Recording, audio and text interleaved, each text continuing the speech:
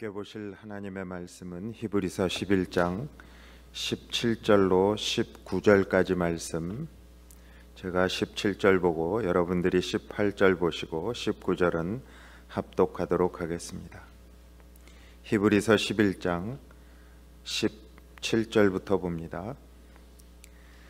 아브라함은 시험을 받을 때 믿음으로 이삭을 드렸으니 그는 약속들을 받은 자로 돼 그 외아들을 드렸느니라.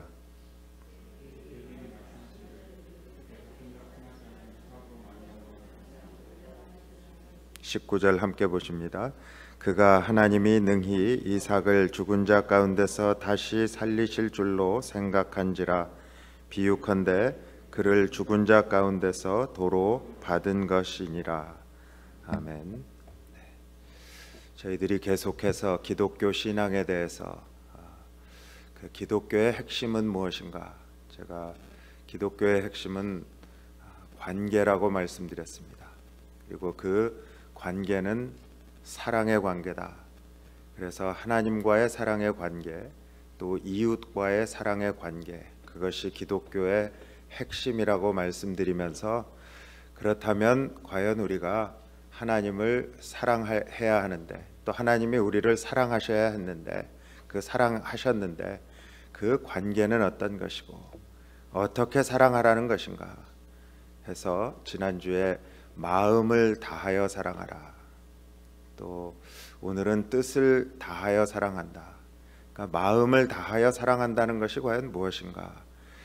저희들이 성경에 많은 익숙한 말씀들이 입에 이렇게 붙어 있습니다. 그렇지만 그 내용에 대해서 구체적으로 내가 삶 속에서 어떻게 하는 것이 마음을 다하여 하나님을 사랑하는 것일까 제대로 생각해 보지 못했습니다. 그런데 하나님의 은혜로 교회 가운데 하나님께서 그 여러 가지 프로그램들을 통해서 하나님의 마음을 먼저 알아야 하기 때문에 성경을 읽는 프로그램도 있고, 또 성경을 공부하는 프로그램도 있고, 또 저희들이 기도하면서 하나님의 뜻을 구하는 하나님의 마음이 도대체 어떤 겁니까? 제게 알려주세요 하는 여러 가지 그러한 프로그램 속에서 저희들이 그 하나님의 마음을 이해하기 시작했습니다. 그렇다면 그 다음에는 뜻을 다해 하나님을 사랑해야 한다. 지금 일의 순서가 있는 것을 또 저희들이 조심해서 봐야 합니다. 그러니까 성도와 하나님의 관계는 마음을 다하고 목숨을 다하고 뜻을 다하고 힘을 다해 사랑하는 관계입니다. 제가 이렇게 말씀드리면 그건 너무 일방적이 아니냐 이렇게 말할 수도 있습니다. 어떻게 사람이 하나님을 사랑하는데 마음과 목숨과 뜻과 힘을 다해서 사랑할 수 있단 말입니까? 그렇게 이야기하시는 분이 혹 있을 수 있겠습니다. 그런데 하나님은 이미 우리를 위해서 하나님이 먼저 마음과 목숨과 뜻과 힘을 다해서 우리를 사랑해 주셨습니다. 사랑을 받을 자격이 전혀 없는 우리들, 참 기회만 있으면 딴짓하고 또 기회만 있으면 한눈 파는 우리를 하나님께서 마음을 다해, 그러니까 우리의 마음이 아니고요, 하나님의 마음. 여러분, 하나님의 마음이 얼마나 원대하고 클지 한번 상상해 보셨나 모르겠어요. 그러니까 그 크신 하나님의 마음을 다해서 우리를 사랑하신다. 또 목숨까지도 다해서 그 독생자 예수 그리스도를 이 땅에 보내시고 십자가에 죽기까지 우리를 사랑하신 그 하나님의 사랑, 그 사랑이 있기 때문에 우리가 하나님과의 관계가 형성이 된 거예요. 또 뜻을 다하여, 하나님이 뜻을 세우시고 창세전부터 뜻을 세우시고 그 뜻을 작정하신 대로 이루시는 하나님이 우리를, 참 죄 가운데 있는 우리를 의로운 길로, 의로운 자리로 옮기시는 그 하나님의 뜻을 다해 사랑하셨다. 그리고 힘을 다해 사랑하셨다. 이미 십자가에서 모든 것을 다 버리시고 우리를 사랑해 주신 분이 바로 하나님입니다. 그렇게 모든 것을 다해서 우리를 사랑해 주셨으니 당연히 우리도 모든 것을 다해 하나님을 사랑해야 하는 것입니다. 제가 이렇게 말씀을 드리면 그거 주고받는 거 아닙니까? 이렇게 이야기하실 수도 있어요. 그런데 그것은, 그런 사랑의 관계는 주고받는 것도 아니고요, 받았으니까 드려야 하는 것도 아닙니다. 우리를 위해 목숨도 아까워하지 않으시고 희생당하신 주님께서 우리를 얼마나 사랑하시느냐 하는 이야기입니다. 우리가 너무 이야기를 들으면서요, 논리적으로 따지고 뭐 이렇게 들어요. 그런데 우리가 당연히 하나님을 사랑하여야 하지 않겠습니까? 하나님이 그런 사랑을 주셨는데, 그 이야기는 뭐냐 하면요, 우리는 도저히 그렇게 하나님의 사랑대로 하나님께 돌려드릴 수 없는 그런 존재이지만 하나님은 그렇게 사랑하셨습니다. 그게 포인트라는 거예요. 그렇기 때문에 하나님을 위해서 모든 것을 다해서 살 수가 있고 그렇게 살아야 한다는 이야기입니다. 왜냐하면 우리를 그토록 사랑하시는 분을 우리가 모든 것을 다해서 사랑한다면 하나님은 아무것도 아까울 것도 없고 우리에게 어떤 복이라도 다 주신다는 이야기입니다. 또 이 말씀을 드리면, 야, 하나님이 다 주신다니까 내가 한번 또 해봐야지, 그런 이야기가 아니라는 거예요. 이런 부족하지만 내가 최선을 다해서 마음을 다하고 내 뜻을 정하고 내 뜻을 다해서 하나님을 사랑하겠습니다 하는 그러한 살아있는 관계에 대한 이야기입니다. 하나님의 사랑이 있기 때문에 나도 살아서 하나님 앞에 부족하지만 그런 사랑을 올려드리겠습니다. 하나님께서 우리 영혼을 위해서 목숨을 버리셨는데 우리가 하나님을 사랑하기만 하면 그 모든 것을 다 베풀어 주신다. 얼마나 놀라운 사랑이에요. 굉장히 역동적인 사랑입니다. 이렇게 이해 타산에 의한 사랑이 아니라 참 얼마나 재밌겠어요, 그런 사랑을 한다면. 여러분, 부부간의 사랑도 만약에 그런 주고받는, 그러니까 뭐 당신이 줬으니까 나한테 또 줘야 돼, 그런 사랑이 아니라 역동적으로 참 내가 잘못했는데도 남편이 사랑해 주는 거예요. 내가 참 보잘것없이 관심 없이 무관심하게 밖으로만 나돌아다녔는데 아내가 사랑해 주는 거예요. 그러면 나도 좀 마음속에 그런 게 울컥 들어오잖아요. 나도 사랑해야지. 그게 사랑의 관계 아니에요? 그러니까 제가 말씀드리는 것은 한마디로 복되게 사는 방법을 말씀드리는 겁니다. 오늘은 뜻을 다해 하나님을 사랑하는 것에 대해서 저희들이 좀 더 구체적으로 생각해 보려고 합니다. 그러니까 마음을 다한다는 것은 하나님을 충분히 이해하는 겁니다. 그러니까 지금 마음이라고 하면 저희들이 heart라고 하면서 감성을 생각하는데요, 보통 헬라어나 영어 성경에 보면 이 마음을 다하여 사랑한다고 할 때 mind라는 말을 씁니다. 그런데 그 mind는요, 이 우리의 감성이 아니라 이 지성입니다. 그러니까 하나님을 이해하는데 감성으로 이해할 수 있겠어요? 하나님은 우리가 감성으로 이해할 수 있으면 뭐하러 이렇게 글자에 적어서 성경책으로 주셨겠어요? 그냥 찬양하면서 깨달으라고 하죠. 기도하면서 그냥 감성에 따라서 영적으로 깨달으라고 하죠. 근데 하나님에 대해서 잘 이해하기 위해서는 우리의 지성을 다해서, 그리고 그 다음에 뜻을 다한다는 것은 자기의 내적인 감정을 이겨내는 겁니다. 그러니까 의지를 이야기합니다. 우리 안에 내적인 감정이 있어요. 근데 뜻을 다해 하나님을 사랑한다. 내 내적인 감정을 이긴다는 거예요. 그리고 힘을 다한다는 것은 외적인 환경을 이긴다는 이야기입니다. 그래서 지금 마음을 다하여 뜻을 다하여 힘을 다한다. 그것은 사람의 지정의 전 인격을 다해서 하나님을 사랑하라는 그러한 말씀입니다. 그리고 우리 예배가 바로 이 전 인격을 다해 하나님께 드리는 예배로 구성이 되어 있습니다. 여러분들이 찬양을 하셨어요. 찬양은 지성으로 찬양하지 않습니다. 감성으로 합니다. 하나님의 말씀은 지성으로 듣습니다. 그리고 깨닫습니다. 그리고 이해합니다. 또 하나님 앞에 드리는 기도는 우리가 의지를 가지고 합니다. 이 지정의를 다해서 하나님께 드리는 것, 그것이 예배다.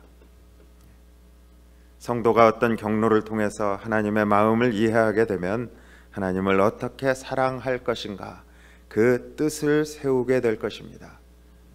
이 말씀을 드렸는데 나는 한 번도 하나님 어떻게 사랑할지 내 뜻을 세워본 적이 없는데 하시는 분들은 다시 한번 좀 시간을 가지시고 깊이 생각해 보셔야 돼요. 말하자면 하나님의 마음을 알았으면 그 다음 단계는 하나님을 사랑하는 계획을 세우는 일이 바로 그 다음 단계라는 겁니다. 하나님을 어떻게 사랑할까? 뜻을 세우는 겁니다. 그래서 하나님은 마음을 다하고 그 다음에 뜻을 다하라고 말씀하셨어요. 하나님의 마음을 이해하고 그 마음을 다해 하나님을 사랑하는 일과 뜻을 다해 하나님을 사랑하는 일, 그 두 일에는 차이가 있습니다. 그러니까 하나님의 마음을 이해하고 내 마음을 다해서 하나님 사랑하는 것하고 내가 뜻을 다해 사랑하는 것은 차이가 있다는 거예요. 뜻을 다한다는 의미는요, 행동으로 옮기려는 결단을 의미하기 때문에 그렇습니다. 마음을 다하면 머리로 알았어요. 이렇게 해야지. 하지만 아직 뜻을 세우고 행동으로 결단해서 그렇게 하겠다 하는 단계까지 가지 못한 거예요. 과연 뜻을 다하여 하나님을 사랑하는 것은 어떻게 해야 하는 것일까? 뜻을 다한다는 것은 우리가 뜻을 세우고 그 뜻을 끝까지 감당하기로 의지를 굳게 세우는 겁니다. 그러니까 우리의 의지에 대한 문제입니다. 우리의 의지. 그러니까 의지가 약한 사람은 내적인 감정에 휘둘림을 당합니다. 그러니까 뭐 좀 그냥 들썩들썩 감정이 그냥 상해버리면 그냥 탁 놓아버려요. 뭐 결단을 했다가도 안 한다 나 그런 거. 그러니까 끝까지 감당하기로 의지를 굳게 세우는 것이 뜻을 다하는 것이다. 하나님을 사랑하기로 결단한다는 것, 뜻을 정했다는 겁니다. 그러니까 뜻을 다하여, 여러분 하나님 사랑하시기로 뜻을 정하셨습니까? 결단하셨습니까? 구체적으로 무슨 결단하셨습니까? 어떻게 하실 겁니까? 우리는 뜻을 다해 하나님을 사랑하는 일의 좋은 예를 성경 여기저기에서 찾을 수 있습니다. 그런데 다니엘을 보면 그 좋은 예를 발견하게 됩니다. 다니엘이 본이 됩니다. 포로로 잡혀갔을 때 나름대로 뜻을 정했어요. 그리고 하나님의 뜻을 행하려고 참 애를 씁니다. 결단을 했어요. 그 결단, 다니엘의 결단이 무엇인가? 그것은 왕의 음식을 내가 먹지 않고 오로지 하나님이 정해주신 그러한 식물만 먹기로 결단했어요.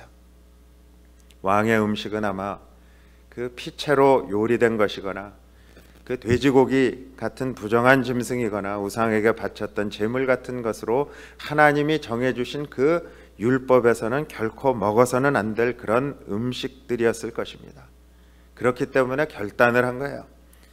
다니엘서 1장 8절에 보면 그것을 이렇게 표현하고 있어요. 다니엘은 뜻을 정하여 왕의 음식과 그가 마시는 포도주로 자기를 더럽히지 아니하리라 하고 자기를 더럽히지 아니하도록 환관장에게 구했다 그랬어요. 그러니까 지금 뜻을 정한, 마음은 먹었단 말이에요. 근데 마음만 먹고 계속 그 환관장이 음식 갖다 주는 사람이 계속 들이밀면 그거 안 먹게 되겠어요. 그러니까 환관장에게 나 그거 갖다 주지 마세요. 저희들이 이런 부분에 있어서 뜻을 정할 필요가 있어요. 우리는 그 사람이 마음이 상할까 봐 하나님이 원하시는 그러한 일이 아닌데도 불구하고 그냥 입 다물고 있는 거예요. 어떤 때는 다니엘과 같이 뜻을 정하고 환관장에게 내가 나를 더럽히기 싫으니까 그런 음식 가져오지 말고 나에게 식물만 갖다 주십시오. 다니엘이 뜻을 다해서 하나님을 사랑하는 또 다른 예를 들 수 있는데요. 다니엘은 오로지 이스라엘의 그 율법을 모든 삶의 기준으로 삼고 있는 것, 그것을 그의 정적들이 알았어요. 그래가지고 한 달 동안 왕 이외에 다른 어떤 신에게도 절하지 못하도록 그런 법령을 왕으로부터 사인을 받아냅니다. 그래서 다니엘을 함정에 빠뜨린 일이 있어요.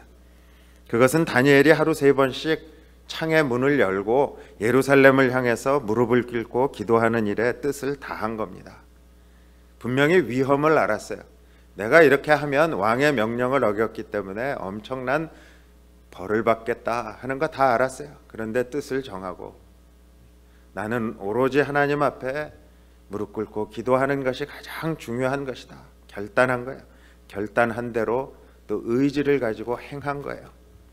결국 그는 왕명을 거역한 죄로 사자굴에 빠뜨려지는 형을 받습니다.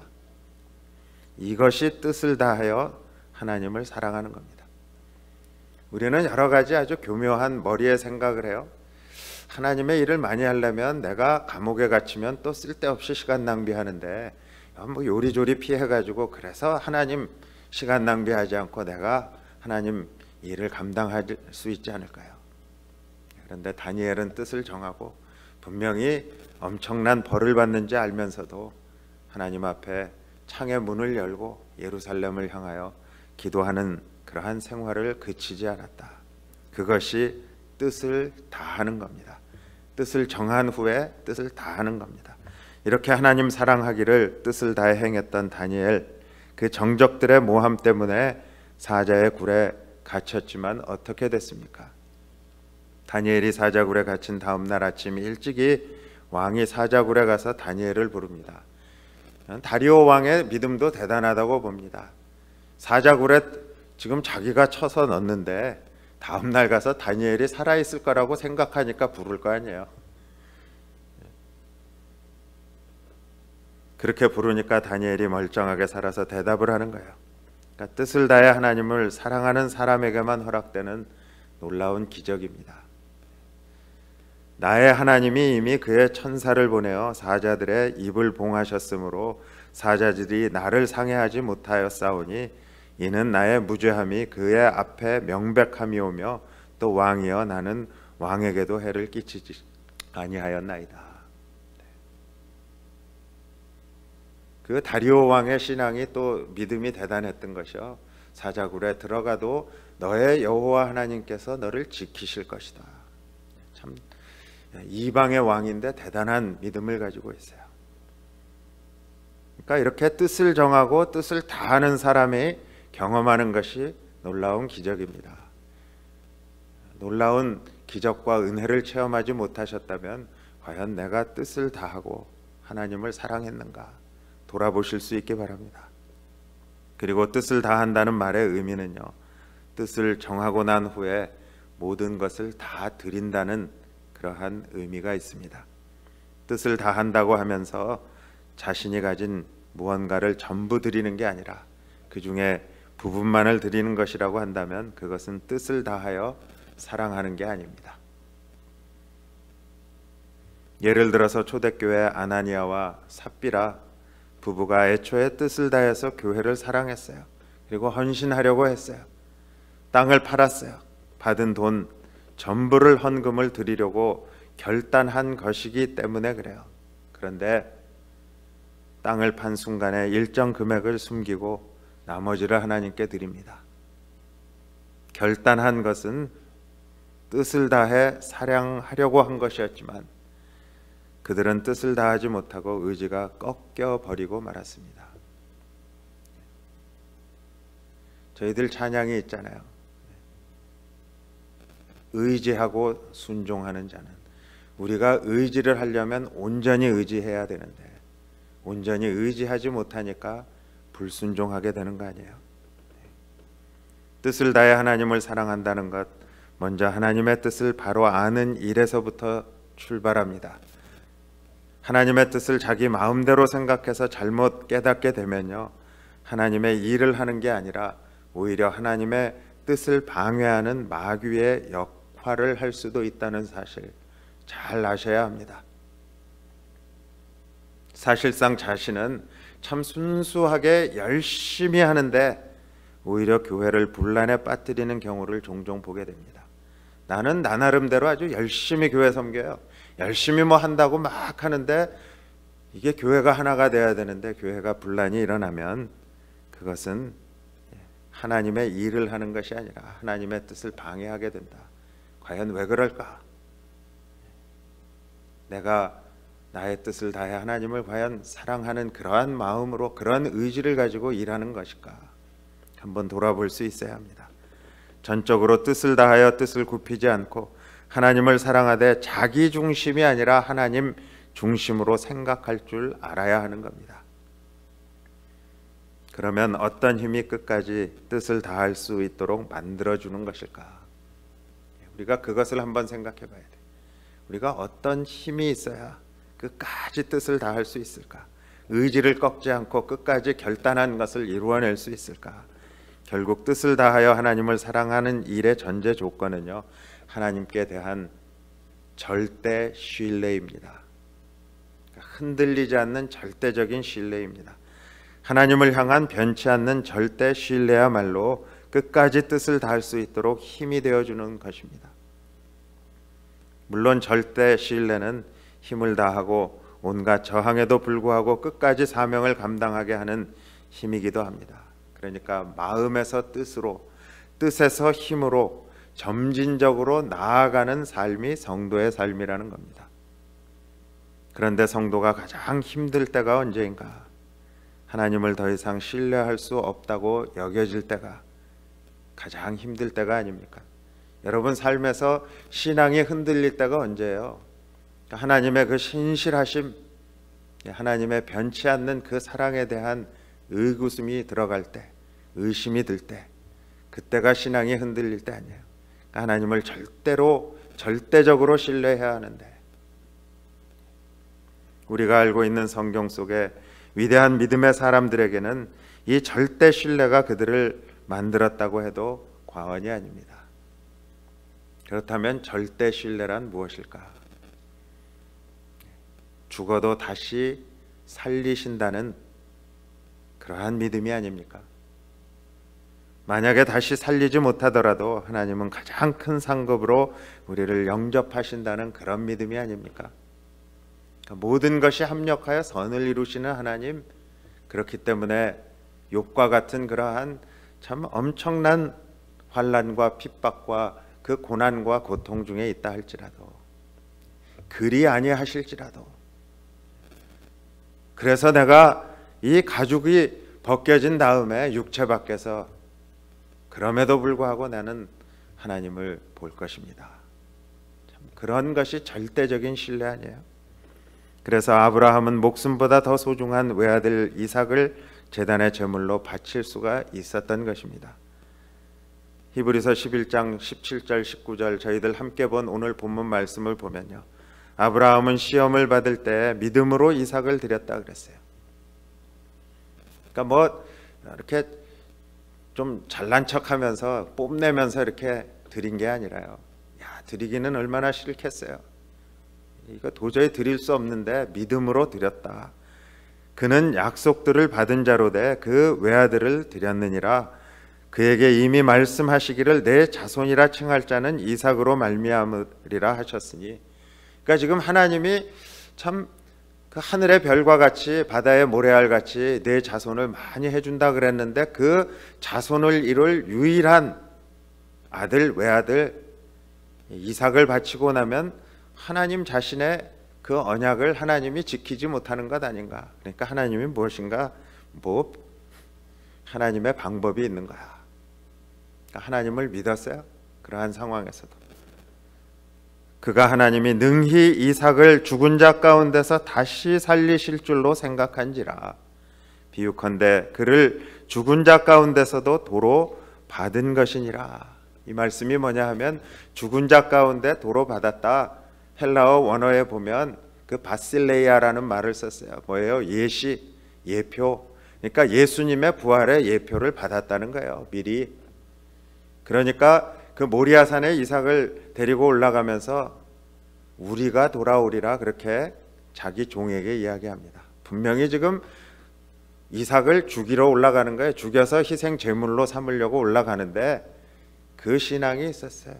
하나님이 나는 이해가 안 되지만 반드시 우리가 다시 돌아오리라. 그러면 하나님을 신뢰할 수 있는 근거는 무엇인가? 물론 하나님께 대한 철저한 믿음이 하나님을 신뢰하게 만든 것이지만요, 그 믿음은 어떻게 생겨날 수 있을까요? 믿음이 참 자기 뜻대로 저절로 믿어지면 얼마나 좋겠습니까? 그런데 자기 뜻대로 저절로 믿어지지 않습니다.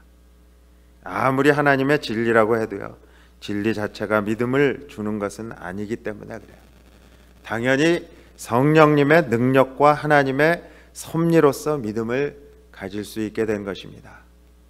그러니까 머리가 좋고 똑똑하다고 해서 믿음을 갖는 게 아니고요, 성령 하나님의 그 능력과 또 하나님 아버지의 그 섭리 때문에 나에게 믿음이라는 것도 선물로 주셨다. 그러니까 우리가 표현할 때 영어로 I believe 그렇게 이야기하지만, 내가 예수를 믿는다고 이야기하지만 바른 고백은 하나님이 나로 하여금 예수님을 믿도록 하셨다. 그렇게 고백해야 하는 거예요. 그렇다면 성령님의 능력으로 믿음을 가진 수많은 그리스도인 중에서 왜 뜻을 다하여 하나님을 사랑하는 사람은 그렇게 적을까? 그런 질문을 안 해볼 수가 없어요. 성령님은 똑같이 역사하는 것 아닌가? 그런데 왜 어떤 사람은 참 큰 믿음의 사람이 되고 어떤 사람은 믿음이 형편없어 가지고 그냥 바람에 날리는 겨 같은 그러한 믿음일까? 예수님이 말씀하신 네 가지 심령의 밭에 대한 비유가 그 답입니다. 과연 내 심령의 밭은 어떤 모습인가? 길가는 이미 밭이 아니기 때문에요, 아무리 좋은 씨가 떨어져도 싹이 나지 않습니다. 그러나 돌밭에 떨어지면요, 일단 싹은 나고 자랍니다. 그러나 잠시 견디다가 금방 말라버려요. 뿌리가 깊지 못하기 때문에 그래요. 이것은 세상의 환난과 박해, 곧 외적인 고난을 말합니다. 그러니까 밖으로부터 오는 이런 어려움을 이겨내지 못하면 하나님을 더 이상 절대적으로 신뢰할 수 없게 됩니다. 그 다음에 내적인 미혹 때문에 하나님을 절대 신뢰하지 못하게 되기도 합니다. 비록 외적인 어려움을 극복하고 더 깊은 신앙을 가진다고 해도요, 내적인 갈등이나 유혹이 반드시 다가오게 되어 있습니다. 이것을 예수님은 가시떨기 밭이라고 말씀하고 계세요. 그러니까 여러분 잘 한번 생각해 보세요. 내가 내 심령이 길가에 있는 밭인가? 밭도 아닌 거죠. 아니면 돌짝밭인가? 아니면 가시떨기밭인가? 이것은 각 심령의 상태에 따라서 적절한 비유로 말씀하신 것이지만 동시에 이것은 신앙 성장의 단계라고 할 수 있습니다. 그러니까 누구나 처음부터 옥토가 아니라는 거죠. 다 이런 과정, 단계를 거쳐서 길가밭에서 돌짝밭으로, 또 돌밭에서 가시밭으로, 가시밭에서 좋은 밭으로 이렇게 성장해 가면서 당할 수 있는 수많은 문제와 난관을 이겨냈을 때 비로소 좋은 밭, 옥토에서 수십 배의 결실을 맺게 되는 겁니다. 그런데 여기서 우리가 심각하게 생각해 보아야 할 것은요, 돌밭이나 가시떨기 밭인 상태로 그대로 굳어져 버리는 경우입니다. 그러니까 지금 저희들이 신앙생활하면서 지금 계속 말씀드린 것이 관계는 과정이라고 말씀드렸어요. 그 과정, 그러니까 지금 신앙도 과정이고, 그래서 내가 처음에는 참 길가와 같은 그러한 아주 여지가 없는 그러한 하나님 말씀 그냥 툭 하고 튀어나가는 그런 마음이었는데, 심령이었는데 하나님이 조금씩 만지셔가지고 돌짝밭이 되고, 그 다음에 가시 떨기밭이 되고, 그러면서 과정을 거쳐서, 그런데 어떤 분들은 보면 돌밭이나 가시밭 그 상태에서 그냥 굳어져 버리는 거야, 신앙이. 사실상 대부분의 성도의 신앙이 이런 상태에서 굳어져 있어요. 저는 이것을 신앙의 응고화라고 부르고 싶어요. 외부의 조그마한 자극에도 금방 신앙생활이 흐트러져 버리는 거예요. 그러니까 돌밭이 그런 거 아니에요. 그러니까 외적인 환경이 별로 안 좋고 내적인 갈등이 생기면 신앙의 길에서 그냥 벗어나 버리는 거예요. 그게 가시떨기밭 아니에요. 항상 그런 패턴일 때가 우리에게 많습니다. 언제나 같은 문제에 넘어지는 거예요. 여러분 한번 자세히 내가 언제 넘어지나, 언제 신앙에 참 성공하지 못하고 승리하지 못하고 실패하고 패배하는가, 거의 대부분 똑같은 문제에 걸려서 똑같이 넘어져요. 반복하는 거예요. 그러니까 신앙이 응고하면요, 나타나는 현상이 뭐냐 하면 입에 쓴말이 많은 거예요. 그러니까 비판만 많이 하는 거예요. 그런데 신앙이 유연하게 되면요, 위로의 말, 격려의 말을 많이 하고요, 마음의 생각도 된다, 긍정적인 생각을 많이 하는 거예요. 자기 신앙 수준에서 교회를 바라보니까요, 모든 것이 잘못되어 있는 거예요. 그러니까 신앙이 응고되어 있는 사람은 유연하지 않으니까요, 모든 걸 볼 때 그냥 아유, 왜 저 모양이야. 이렇게 되면 하나님도 신뢰하지 못할 뿐만 아니라요, 교회의 모든 지체들을 공격하는 사람이 되어버리는 거예요. 내가 지금 어느 단계에서 굳어져 있는가를 우리가 한번 잘 살펴볼 필요가 있습니다. 그 껍질을 우리가 깨야만 뜻을 다해 하나님을 사랑할 수 있게 되기 때문에 그렇습니다. 그래서 오늘 여러분들이 한번 잘 생각해 보시기 바라요. 내가 어느 단계에 있는가? 외적인 환경에 나는 더 많이 흔들리는가? 아니면 나는 내적인 갈등 속에서 더 많이 유혹을 받고 넘어지는가? 그것을 깨닫고 나면요, 성령 하나님 좀 구체적으로 기도하셔야죠.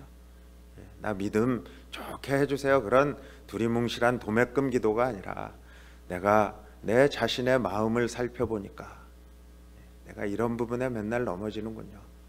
성령 하나님, 우리의 연약함을 도와주신다 그랬는데 내 이 연약함을 좀 도와주세요.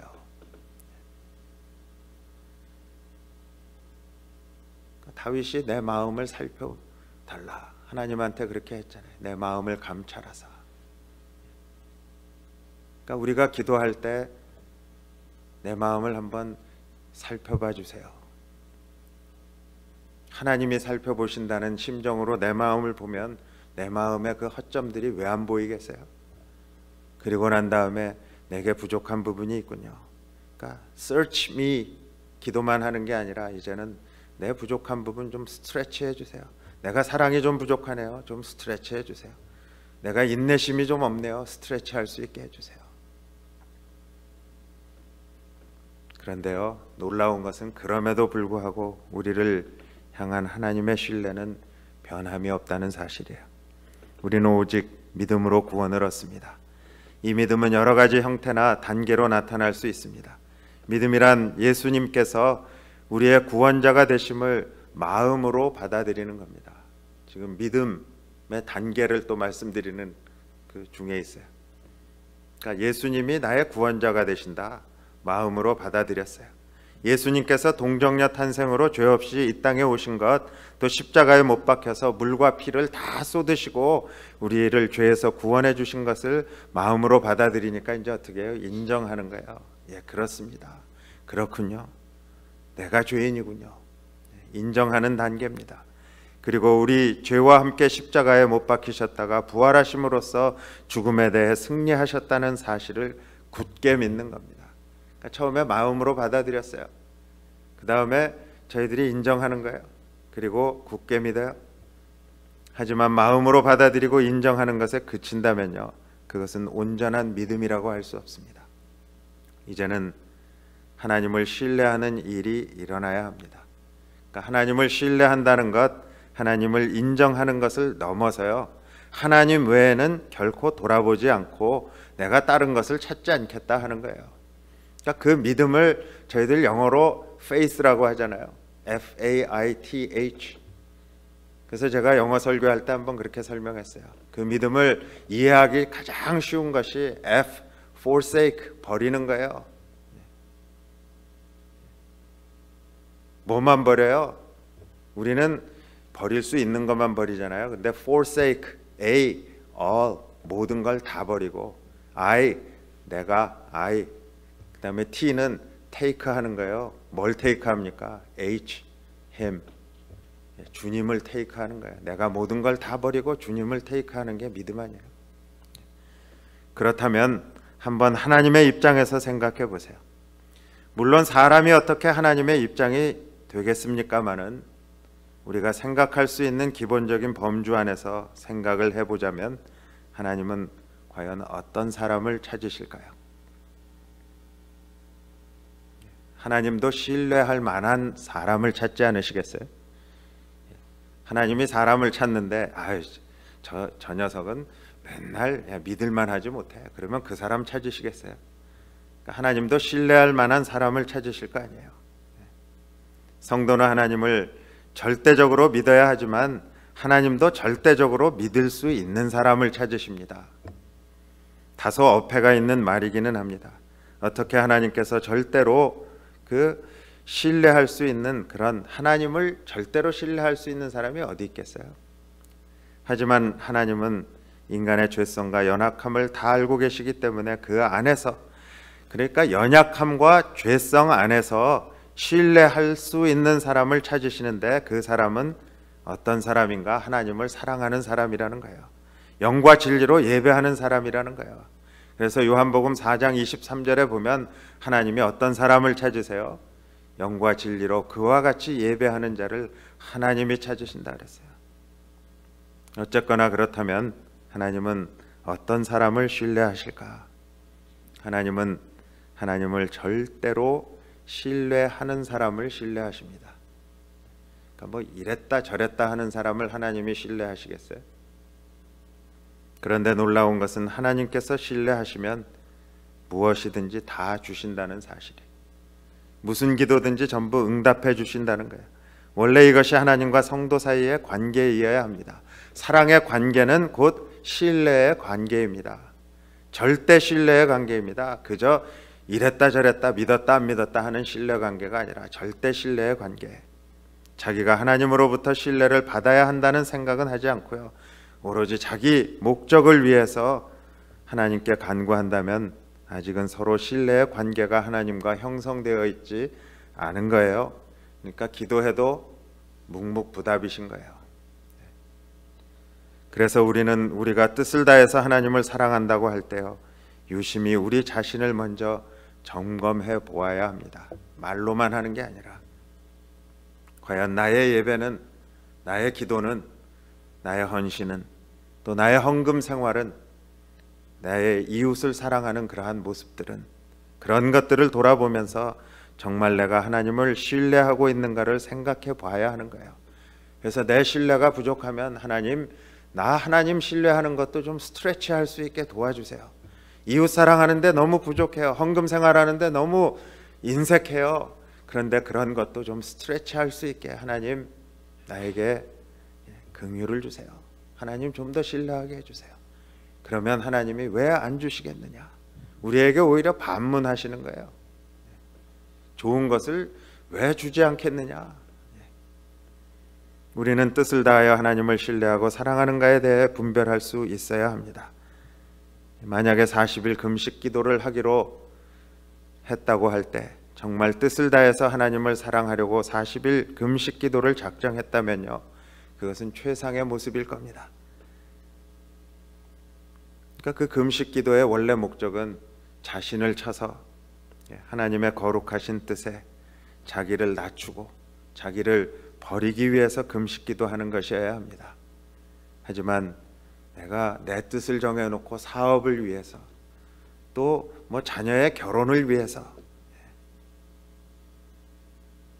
교회 부흥을 위해서, 교회 건축을 위해서 40일 금식 기도를 한다면요, 그것은 어쩌면, 제가 다 그렇다는 거 아니고요, 어쩌면 뜻을 다하여 하나님을 사랑하려는 것이 아니라 뜻을 다하여 자기 목표를 달성하려고 40일 동안 금식 기도하는 것인지도 모릅니다.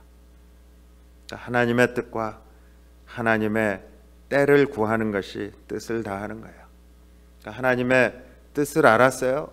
그러면 하나님의 때도 구할 수 있어야 돼요. 하나님의 때가 과연 언제입니까? 내가 아직도 응답 없으면 기다릴 수 있어야 되는 거예요. 그것이 뜻을 다하여 하나님을 사랑하는 거예요. 예수님의 40일 금식 기도를 살펴보면 그 의미가 더 정확해집니다. 예수님의 금식 기도는 정말로 하나님을 사랑하기 위해서 마음과 뜻과 힘과 목숨을 다해서 하는 그러한 기도였어요. 예수님의 40일 금식 기도도 사명을 위한 기도인 것도 맞고요, 거룩한 목적을 위한 기도인 것도 맞지만요, 예수님의 40일 금식 기도는 뭐를 위해 기도하시는 거예요?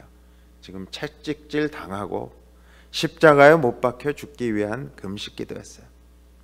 예수님의 40일 금식 기도는 마음을 다하고 뜻을 다하고 힘을 다하는 데다가 목숨까지 다해야 할 때가 되어서, 그 때가 된 거예요. 그 때가 되어서 겟세마네 동산에서 땀방울이 핏방울이 되도록 하나님 앞에 드리는 그 기도. 그런데 그 기도가 오히려 하나님을 사랑하는 기도인 거예요. 아버지 사랑합니다. 주님이 그런 기도를 드리신 거예요. 꼭 40일 금식 기도를 해야 한다는 말이 아닙니다. 꼭 그렇게 해야 목숨을 다해 하나님을 사랑한다는 그런 말도 아니에요. 다만 자신에게 주어진 조건 가운데 온 마음과 뜻을 다해 하나님을 사랑하자, 그런 말씀을 드리는 거예요. 우리는 하나님을 사랑하되 마음을 다하고 뜻을 다하여 할 수 있어야 합니다. 일평생 매일같이 그렇게 할 수 없을지는 몰라도요, 우리가 어느 순간 선택해야 할 때, 그러니까 지금 때를 말씀드렸어요. 하나님의 뜻을 이제 알았어요. 성경을 읽고 뭐 이렇게 해서 기도하고 해서 알았어요. 그러면 그 내가 결단하고 의지를 굳게 해야 하는 그러한 선택해야 할 때에 어김없이 하나님을 사랑하는 방식으로 우리가 뜻을 정할 수 있어야 돼요. 힘들고 어렵게 느껴지기도 하겠지만요, 그러면서도 아주 자연스러운 결단이 되어야 하는 거예요. 그러니까 무엇을 바라거나 기대하는 것이 아니라요, 당연히 하나님을 사랑하는 방식이 되어야 한다는 거예요. 그러니까 아유 내가 이렇게 하면 하나님이 뭐 주시겠지 기대하고 하는 게 아니라 그냥 자연스러운 내 삶의 방식. 뜻을 다한다는 말에서 다한다는 말을 생각해 보면요, 하나님의 마음, 하나님의 뜻을 최우선 순위에 두는 것이고요, 그리고 그것이 그리스도인의 가치 기준이 되는 겁니다. 우리 삶에서 고려해야 할 무수한 조건들이 참 많이 있어요. 현대인의 삶은 너무 복잡해요. 그래서 여러 가지를 생각해야 돼요. 그런 조건들이 있지만 그럼에도 불구하고 하나님을 사랑하는 일을 가장 최우선으로 적용해야 할 기준으로 만드는 것이 바로 마음을 다하고 뜻을 다하여 하나님을 사랑하는 것이다. 손해가 아니라 참된 복이 되고요, 하나님과는 더욱 친밀한 관계를 가지게 될 것입니다. 여러분, 왜 주님과 이렇게 친밀한 사랑의 속삭임을 나는 하지 못할까? 주위에 그런 사람들, 그냥 싱글벙글 웃고 기쁨 가운데 다니는 사람들을 보면 부러운 마음이 들으셨다면요, 오늘 저희들이 함께 기도할 때 우리의 모습을 한번 점검해 보실 수 있기 바랍니다. 과연 내 뜻은 어디에 가 있는가? 또 내 마음은 어디에 가 있는가? 그리스도인의 인생을 가장 행복한 존재로 만들어주는 것이 뭐냐 하면 이 사랑의 관계가 형성될 때인데요, 그러니까 마음을 다하고 또 뜻을 다할 때 내가 지금 어떻게 하면 뜻을 다해 하나님을 사랑하는 것인지 좀 우리가 한번 심각하게 고민하면서 좀 조용한 마음으로요, 하나님 앞에 한번 우리가 기도할 수 있으면 좋겠습니다. 함께 기도할 수 있기 바랍니다.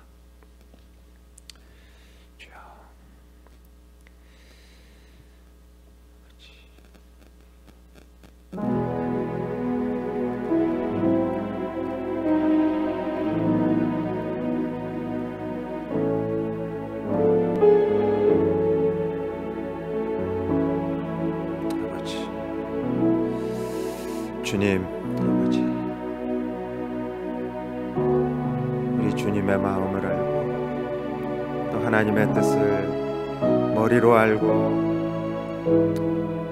참 입으로도 따른다고 하면서 때로는 우리의 의지가 부족해서 포기하기도 하고, 또 우리가 그 하나님과의 그 친밀한 교제의 관계에서 오히려 멀리 떨어져 나가는 것을 주님 고백합니다. 아버지 하나님, 이 시간 과연 나는 외부의 환경적인 요인에 내 믿음이 흔들리는가, 아니면 내 내적인 감정을 참 내가 컨트롤하지 못해 믿음의 자리로 나가지 못하는지 이 시간 자신의 모습을 한번 돌아볼 수 있도록 성령 하나님, 또 진리의 말씀으로 우리의 마음을 비추어 우리가 연약한 부분들, 그 우리의 허물과 우리가 매일같이 넘어지는 그 똑같은 문제를 좀 주님 앞에 내어놓고 주님 도와주시옵소서. 주님 나에게 힘을 주시옵소서. 주님 내 의지와 믿음의 결단이 이렇게 약한데 주님 나를 끝까지 놓지 않고 십자가에 죽기까지 사랑하신 그 주님의 그 결단의 힘으로 주님의 그 하나님의 뜻으로 나의 이 연약한 뜻을 좀 붙잡아 주시고 강건하게 하여 주셔서 주님 하나님의 뜻을 쫓아갈 수 있게 하여 주시고 또 내가 결단한 대로 행할 수 있는 그러한 믿음의 사람, 의지의 사람, 또 참 하나님 앞에 삶으로 하나님의 그러한 모든 명령들을 이루어낼 수 있는 성령의 그 능력을 의지하는 하나님의 섭리를 따라 순종하는 그러한 주의 종들이 될 수 있도록 아버지 하나님 축복하여 주시옵소서.